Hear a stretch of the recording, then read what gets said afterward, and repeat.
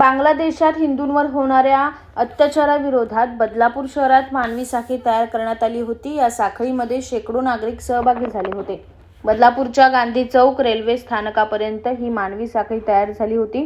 मागील काही महिन्यांपासून बांगलादेशात हिंदूंवर मोठ्या प्रमाणात अत्याचार सुरू आहेत। मंदिरं तोडली जात आहेत, महिलांवर अत्याचार केले जात आहेत। याबाबत जागतिक मानवाधिकार संघटना देखील आक्रमक भूमिका घेत नसल्यानं सकल हिंदू समाज देशभर निदर्शनं करत आहे।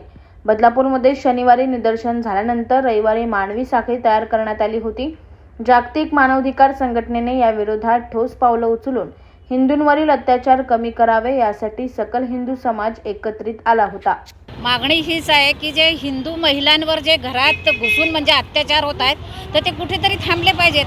त्या सगळ्या व्हिडिओ वगैरे जे आपण वेगवेगळे बघतोय त्या याच्यानी सगळ्या महिला जागृत झाल्यात आणि त्यांना कुठेतरी वाटतंय की आपल्यावर होणारे हे जे अन्याय आहेत हे त्वरित थांबल्या गेले पाहिजेत आणि सगळा हिंदू समाज हा सुरक्षित झाला पाहिजे। यासाठी ही मानवी साखळी आज तयार झालेली आहे।